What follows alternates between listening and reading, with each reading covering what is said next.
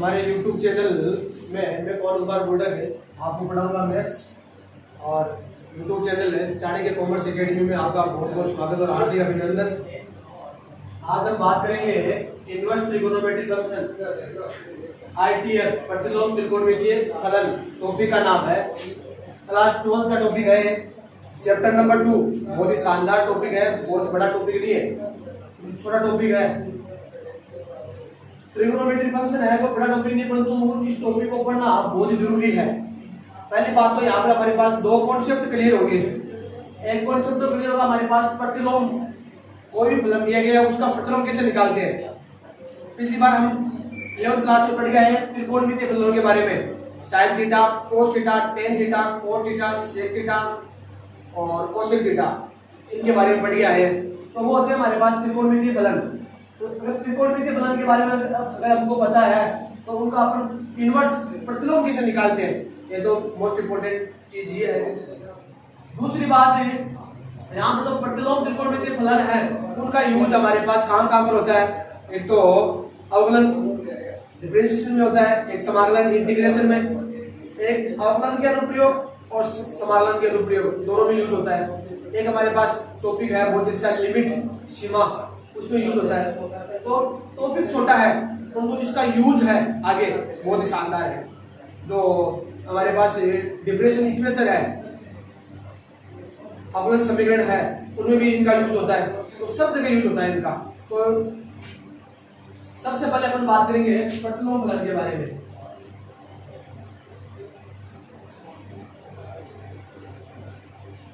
प्रतिलोम फलन है तो कोई फलन का प्रतिलोम कब निकाला जा सकता है। पहली बात तो सबसे फर्स्ट इंपॉर्टेंट चीज यही है कि कोई भी फलन हो उस फलन का प्रतिलोम कब निकाला जा सकता है। प्रत्येक फलन का प्रतिलोम नहीं निकाल सकते, उसके लिए कंडीशन होती है। कंडीशन क्या है कि फलन है एक की आच्छादक हो, फलन का 1-1 और ऑन टू होना आवश्यक है। अगर कोई फलन दिया गया है वो अगर 1-1 और ऑन टू दोनों है, 1-1 और ऑन टू का मतलब होता है, इसको इंग्लिश में बोलते हैं बाइजेक्टिव फंक्शन, तो उस फलन का अपन प्रतिलोम फलन निकाल सकते हैं। पहली कंडीशन है ये, ठीक है। अब हमारे पास मान लो एक फलन है जो सेट ए से बी में परिभाषित है। कोई फलन है जो सेट ए से बी में परिभाषित है, ठीक है।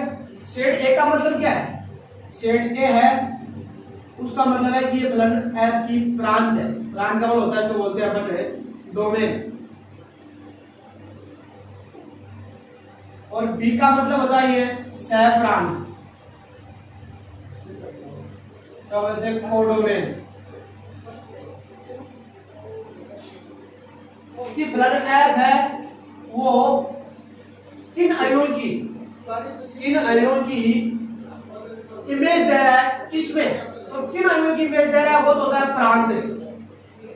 इसका इंपॉर्टेंस ये होता है कि एफ वो किन अणुओं की इमेज दे रहा है। अर्थात फलन एफ का अपन ग्राफ बनाएंगे तो वो अक्ष अक्ष पे कहां तक जाएगा, किस बाउंडेशन तक जाएगा, वो ये डिसाइड करता है। और कहां तक हमें दिखाई देगा वाई एक्स पे, कितना लंबाई, कितना चित्र घेरा वाई एक्स पे, वो डिसाइड करता है बी, सह प्रांत। तो प्रांत और सह प्रांत का मतलब समझिए फलन के लिए ये बाउंडेशन होती है फलन के लिए कि किसके बीच में परिभाषित है ये, ठीक है। दूसरी बात है अगर फलन एफ ए से बी में परिभाषित है तो फलन एफ क्या है, 1-1 और ऑन टू है, तो फलन क्या होगा, एफ क्या होगा, एफ उत्क्रमणीय फंक्शन होगा। व्युत्क्रमणीय होने का मतलब है इन्वर्टेबल होगा। इन्वर्टेबल का मतलब इसका अपन व्युत्क्रम निकाल सकते हैं, प्रतिलोम निकाल सकते हैं। और वैसे प्रतिलोम या व्युत्क्रम से ही हमें पता लग रहा है कि प्रतिलोम का मतलब क्या होता है, उल्टा। जो फंक्शन एफ काम कर रहा है उसका उल्टा काम करेगा, एक नया फंक्शन आएगा एफ का जो उसका प्रतिलोम फलन कहलाएगा। उल्टा क्या करेगा, दो काम उल्टे होंगे। फलन एफ है, उस एफ फलन के प्रतिलोम फलन को f-1 से लिखते हैं, उसको बोलते हैं फलन एफ का इनवर्स फंक्शन। इनवर्स फंक्शन है तो ये -1 है, ये क्या नहीं है, ये पावर नहीं है, पावर नहीं, घात नहीं कि -1 है, ये शो ये कर रहा है कि फलन f का क्या है, इनवर्स फंक्शन है, प्रतिलोम फलन है। दूसरी बात है f इनवर्स होगा वो b से a में परिभाषित होगा। अगर फलन f a से b में परिभाषित है, ठीक है, a क्या है यहाँ पर प्रांत, इंपोर्टेंट चीज है, b क्या है सह प्रांत। तो और दूसरी बात फलन f है वो 1 1 और ऑन टू दोनों है, 1 1 और ऑन टू दोनों है, तो फलन f क्या होगा, व्युत्क्रमणीय होगा। व्युत्क्रमणीय मतलब इसका प्रतिलोम निकाला जा सकता है, ये इन्वर्टिबल फंक्शन है। अगर इन्वर्टिबल फंक्शन है तो अब फलन f का जो प्रतिलोम फलन है उसका अपन किस प्रकार से परिभाषित करेंगे उसको, वो इंपॉर्टेंट। व्युत्क्रमणीय तो हो गया, और तो किस प्रकार से परिभाषित करेंगे वो अब है। तो f इनवर्स होगा, f इनवर्स का मतलब फलन f का प्रतिलोम फलन, ठीक है, वो सेट b से a में परिभाषित होगा। अगर ये a से b में है ना तो ये b से a में होगा। कहने का मतलब क्या है कि फलन f की जो प्रांत है वो इसकी क्या बन गई, सह प्रांत बन गई, और फलन f की जो सह प्रांत है वो इसका क्या बन गया, प्रांत बन गया f इनवर्स का, उल्टा हो गया। आपस में सह प्रांत और प्रांत आपस में क्या होगी, चेंज होगी। दूसरी बात एक चीज और ध्यान रखना, अगर फलन f 1 1 और ऑन टू है तो उस कंडीशन में व्युत्क्रमणीय होगा, और अगर 1 1 और ऑन टू है तो ध्यान रखना सह प्रांत फंक्शन की और परिसर वो आपस में बराबर होंगे। फलन f है 1 1 और ऑन टू है तो फलन f की जो सह प्रांत और परिसर क्या होगा, आपस में बराबर होगा। ये onto function main coordinate में आच्छादन फलन की ये प्रॉपर्टी होती है। तो कोई फलन f है आच्छादन कब ख्याल आएगा कि अगर उस फलन f का सह प्रांत और परिसर आपस में क्या हो जाए, बराबर हो जाए, तो फलन f क्या हो जाएगा, आच्छादक हो जाएगा।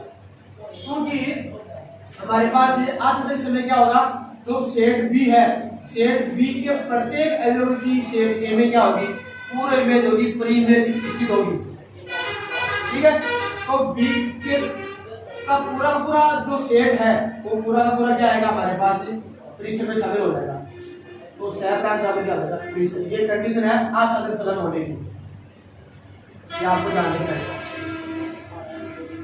ठीक है।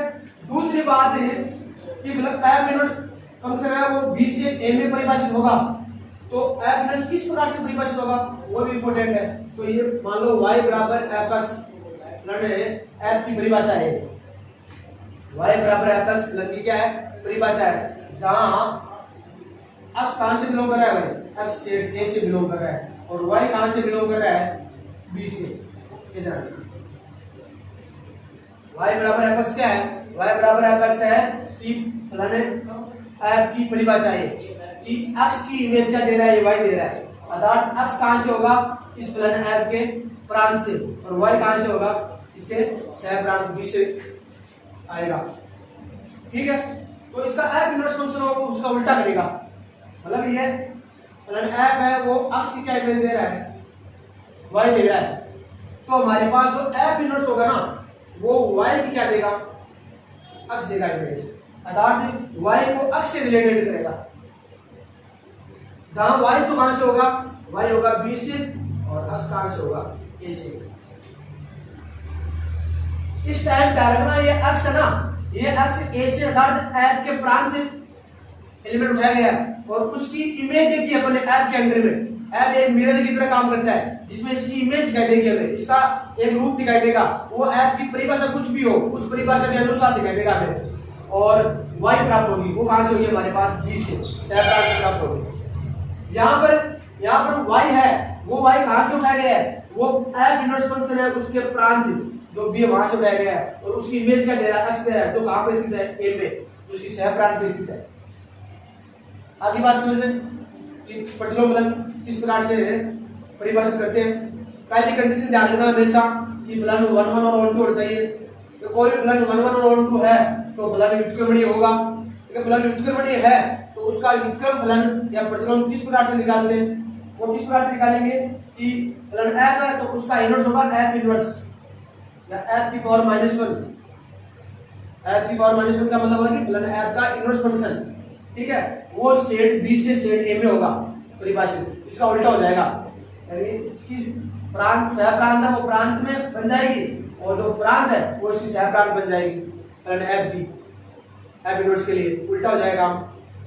तो एक काम उल्टा ये हो गया, दूसरा काम उल्टा ये होगा कि फलन एफ है वो अक्स, कोई अक्स इसके प्रांत सेट ए से उठाया गया है, उसकी इमेज y दे रहा है, तो एफ इनवर्स क्या करेगा, y की इमेज क्या देगा, x देगा, उल्टा काम करेगा। आगे बात समझ में। अब एक चीज यहाँ पर इंपॉर्टेंट है कि फलन एफ के लिए, फलन एफ है वो प्रतिलोम फलन होगा, उसके लिए फलन 1 1 और ऑन2 होना क्यों आवश्यक है, 1 1 और ऑन2 होना क्यों आवश्यक है, ये इंपॉर्टेंट है। तो हमारे पास 1 1 और ऑन2 अपन एक फंक्शन ऐसा ले लेते हैं जो 1 1 नहीं है, और एक बार अपन लिखेंगे वो फलन क्या नहीं है, ऑन2 नहीं है। दोनों ही कंडीशन में अपन उसका प्रतिलोम फलन परिभाषित नहीं कर सकते, क्योंकि उसका अपन प्रतिलोम निकालेंगे तो प्रतिलोम निकालते समय क्या हो जाएगा, प्रतिलोम निकालते समय वो उसका जो इनवर्स फंक्शन निकलेगा वो फलन की परिभाषा पूरी नहीं कर पाएगा, अर्थात वो फलन ही नहीं होगा। भाई फलन की परिभाषा क्या होती है, सब जानते हैं आप कि अगर फलन f a से b में परिभाषित है, इसका मतलब f क्या कर रहा है, एक के प्रत्येक अवयव की, इसमें कोई भी खाली नहीं रहना चाहिए a में, एक के प्रत्येक अवयव की b में क्या देगा, एक अद्वितीय यूनिक इमेज देगा, एक यूनिक एलिमेंट से संबंध देगा। फलन की परिभाषा ये होती है, इसमें कोई भी अवयव खाली नहीं रहना चाहिए, और इसका एक अवयव है, इसके कितने अवयव से, एक अवयव से संबंध रहना चाहिए, इसका एक अवयव, इसका एक अवयव है, इसके बहुत सारे अवयव से संबंध रख सकता है, कोई बाउंडेशन नहीं है। इसके बी के एक अवयव की इस एक के अंदर क्या होना चाहिए, हमारे पास पूरा प्रतिबिंब है, बहुत सारी स्थिति हो सकते हैं, परंतु इसके एक अवयव के लिए इसमें एक ही अवयव होगा, ये होता है, ये कौन कहता है, ये फलन कहता है।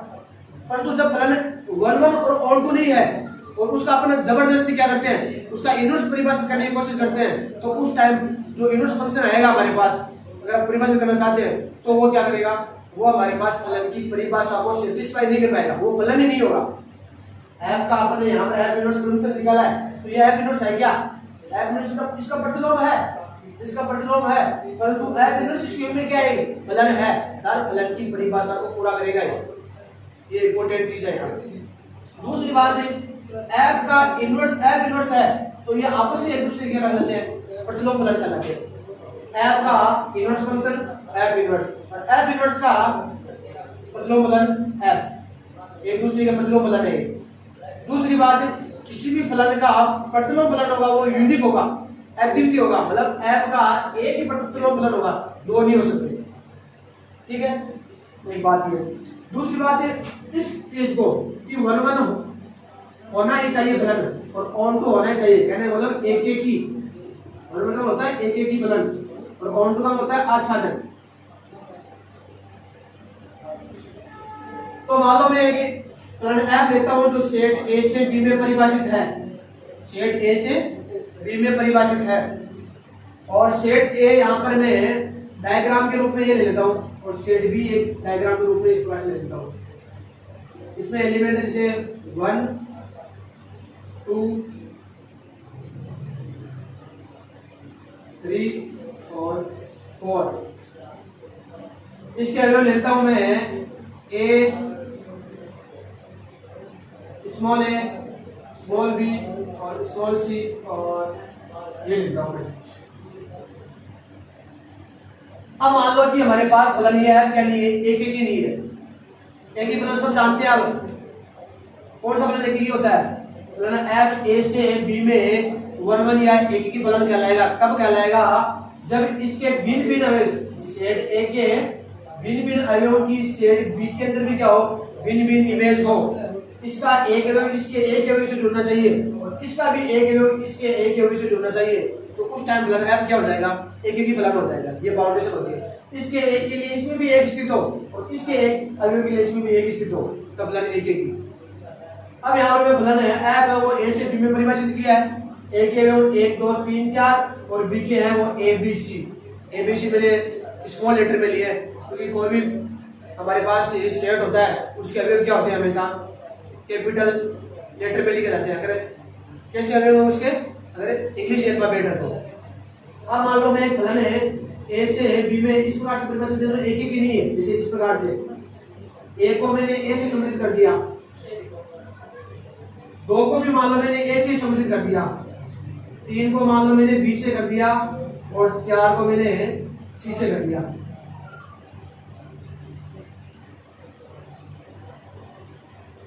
ठीक है, ये फलन कैसा है? ये फलन एक ही फलन नहीं है। क्यों नहीं है? क्योंकि शेड एक के अंतर्गत हमारे पास दो भिन्न भिन्न अवयव हैं, उनकी एक इमेज आ रही है, तो ये एक ही फलन नहीं होता है। इसके एक अवयव इसमें एक अवयव होना चाहिए और इसके एक अवयव के लिए इसमें भी एक ही होना चाहिए। दो भिन्न भिन्न अवयव है, सेम इमेज, तो फलन एक ही नहीं होगा। फलन एक ही नहीं है तो जबरदस्ती मान लो अपन क्या करते हैं, इसका आप प्रतिलोम फलन निकालने की क्या आवश्यकता पड़ती है, मान लो अपन लोग तो प्रतिलोम फलन परिभाषित करते हैं। तो जैसे एफ इनवर्स है मान लो, वो कहां से कहां परिभाषित होगा? बी से ए में परिभाषित होगा, इस प्रकार से इस प्रकार से। तो यहाँ पर तो बी आएगा, यहाँ पर क्या आएगा? ए आएगा। ये एफ है ए से बी है, ये एफ इनवर्स जो बी से ए में, इसमें बी के अवयव ले लो वो ए बी और सी, इसमें 1 2 3 और 4। अब फलन एफ है वो एक अवयव है, उसकी इमेज ए दे रहा है, 2 की भी इमेज क्या दे रहा है? ए दे रहा है, 3 की क्या दे रहा है? बी दे रहा है, 4 की क्या दे रहा है? सी दे रहा है। तो एफ इनवर्स क्या करेगा? एफ इनवर्स उसका उल्टा कर लेगा। ए है, ए 1 से भी सम्मिलित होगा, 2 से भी होगा, बी है वो 3 से होगा और सी है वो 4 से होगा। तो ए किससे होगा? 1 से, और ए किससे होगा? 2 से। इसका उल्टा कर दो सेम डायग्राम। ठीक है, इसमें 3 किससे था? बी से था ना, तो बी भी 3 से हो जाएगा और सी भी किससे हो जाएगा? 4 से। ये इनवर्स इस प्रकार से मान लो परिभाषित कर दिया। भाई इनवर्स हमेशा फंक्शन का नहीं होता है, इनवर्स हमेशा एलिमेंट का भी होता है। मतलब ये फलन एफ है वो इसी अवयव ए की इमेज क्या दे रहा है? ए दे रहा है, और 2 की इमेज क्या दे रहा है? ए दे रहा है। तो इनवर्स फंक्शन क्या करेगा? ए की इमेज 1 देगा, तो ए की इमेज भी क्या देगा? 2 देगा। उल्टा हो जाएगा इसका। दूसरी बात है, अब यहाँ पर आते हैं अपन एफ इनवर्स फंक्शन में जो बी से ए में परिभाषित है। तो बताओ ये फलन है प्रतिलोम, तो परिभाषित तो कर दिया अपन ने, परंतु ये फलन है या नहीं है? फलन नहीं है। क्यों नहीं है? क्योंकि ये एक ही नहीं था।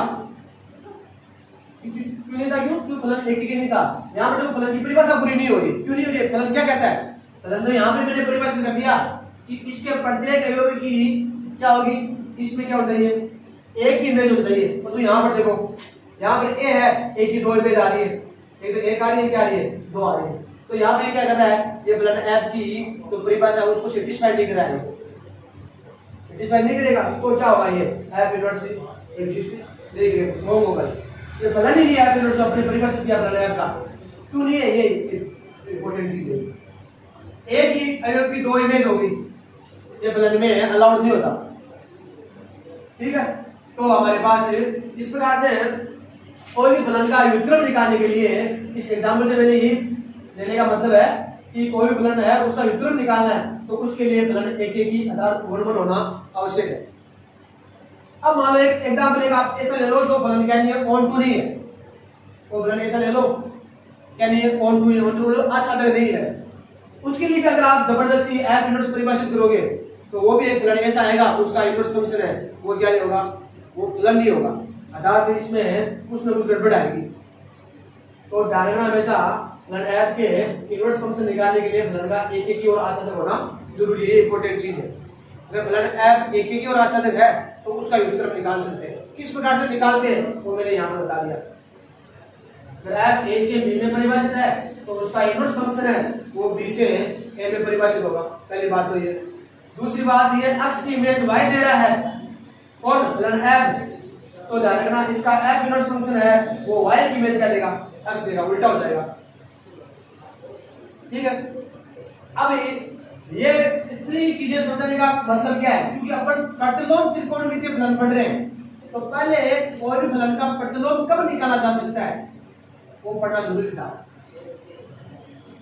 पहली बात कब निकाला जा सकता है। दूसरी बात है कि उस फंक्शन का प्रतिलोम कैसे निकाल पाते हैं, वो जो मैंने यहाँ पे बताया आपको। अब अपन त्रिकोणमिति बदल लेंगे। त्रिकोणमिति अपन कौन से, y बराबर sin x, y बराबर cos x, tan x, cot x, sec x, cosec x, और उनके लिए प्रतिलोम फलन अपन क्या करेंगे, परिभाषित करेंगे। तो अब आगे बात करेंगे अपन।